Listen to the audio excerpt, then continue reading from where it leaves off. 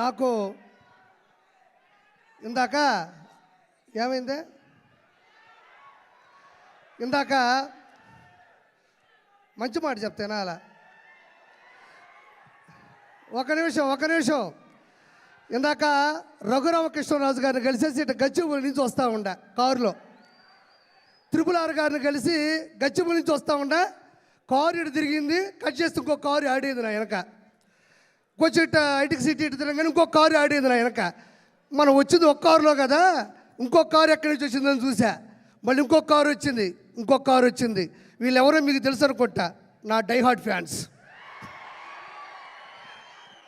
మొత్తం అక్కడి నుంచి ఇక్కడ వరకు ఆ కారు ఈ కారు మొత్తం కలిపి నాకు ఫ్యాన్స్ కాదండి, డైహార్డ్ ఫ్యాన్స్ ఉంటారు నాకు. నేను ఎట్టబోతుంటే అట్ట వస్తుంటారు. సరే ఇదేందబ్బా ఇది ఈ విధంగా తిరుగుతున్నారు నా వెనక. సరే ఇప్పుడు నేను ఎట్ట కాపాడుకోవాలి, నన్ను ఎట్ట సెక్యూర్ చేసుకొని భయంతో వస్తూ ఉన్నా. కట్ చేస్తే లొకేషన్ చూస్తూ వస్తున్నాను, టక్కన వాళ్ళు అలా వస్తూ ఉన్నారు. కట్ చేస్తే చిరంజీవి గారు కటౌట్ కనబడింది అంతే. నిజంగా నాకు ఎంత ధైర్యం వచ్చిందంటే, వాళ్ళు ఎంతమంది వచ్చినా సరే ఒక్కసారిగా మెగా అభిమానులు తాలూకు ఆ బొమ్మ కనబడిందంటే ఒక్కోడికి దెమ్మ తిరుగుతుంది. ఒక్క కారు కూడా నాకు కనబడలే, ఎటపోయినా ఇప్పటికీ కనబడట్లేదు అవి. నేను చివరిగా చెప్పేది ఏంటంటే ఒక మాట, చిరంజీవి గారు ఇండస్ట్రీలో ఉన్న ఒక పులస అంటే ఆస్ట్రేలియా, న్యూజిలాండు, టాంజానియా దేశాల నుంచి ఖండాలు దాటి హిందూ మహాసముద్రం నుంచి బంగాళాఖాతంలోకి వచ్చి చివరిగా గోదావరి నీళ్ళకి ఎదురీది, గోదావరి నీళ్ళ యొక్క నదీ ప్రవాహానికి ఎదురీది. ప్రపంచంలో ఏ చేప నదీ ప్రవాహానికి ఎదురీదలేదు, దానివల్ల కాదు.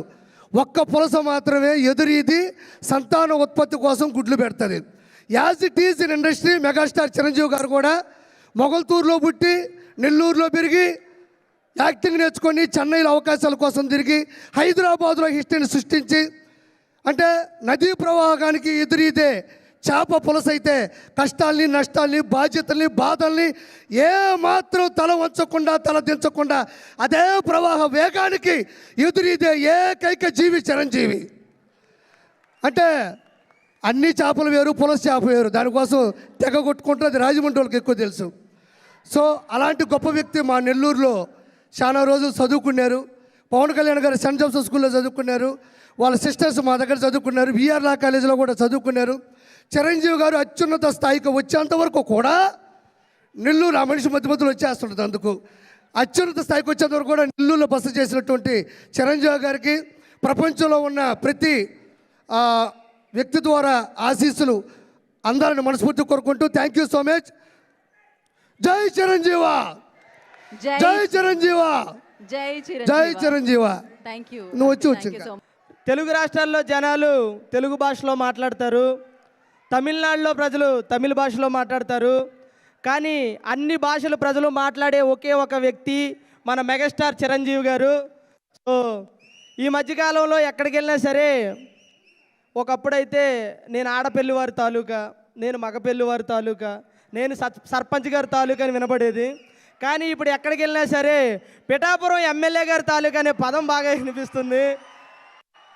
ఒకరోజు నేను మీకులాగే బాబులకే బాబు కళ్యాణ్ బాబు అని అంటే పక్కన నా ఫ్రెండ్, ఒరే బాబులకే బాబు కళ్యాణ్ బాబు అంటున్నావు, మరి నిన్ను కన్నా నీ బాబు ఏమీ అనలేదా అన్నాడు. అప్పుడు నేను అన్నాను, ఒరే పిచ్చోడా, నన్ను కన్నా నా బాబు నోట్లోంచి వచ్చే మాట కూడా ఏంటో తెలుసా, బాబులకే babu Kalyan Babu. So thank you so much. అలాగే చిరంజీవి గారి గురించి ఒక రెండు లైన్లు పాడబడాలనుకుంటున్నాను. అడుగో కొనిదల కొదమ సింహం తన అడుగే పడితే పిడుగు శబ్దం, అడుగో కొనిదల కొదమ సింహం అడుగే పడితే పిడుగు శబ్దం, అనాదిలా వచ్చి పునాదిలే వేసి స్వయం కృషితో ఎదిగి శిఖరం అయ్యాడుర స్వామి, తరతరాలకు యుగ యుగాలకు తరగని చరితే అయ్యాడు, వెండి తెరకు మకుటం లేని మహారాజుగా ఎదిగాడు. హ్యాపీ బర్త్డే మెగాస్టార్, అందరి వాడి మెగాస్టార్, హ్యాపీ బర్త్డే మెగాస్టార్, ప్రతి తమ్ముడి కన్ని మెగాస్టార్, అడుగో కొనిదెల కొదమ సింహం. ఓ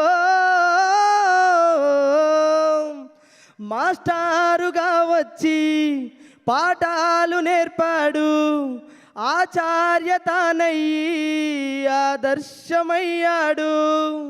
పదాలు లేని చరితే నీది, చరిత్రలో చెరగని పేజేది. రక్తదానమే ప్రాణదానమని ప్రపంచానికే చాటినవాడా, నేత్రదానమే ముందు చూపుతో ఎరిగినవాడా, అంజని పుత్రుడా. జై చిరంజీవా, జై జై చిరంజీవా, అడుగో కొనిదెల కొదమ సింహం. Thank you so much. ఈ అవకాశం ఇచ్చిన ప్రతి ఒక్కరు కూడా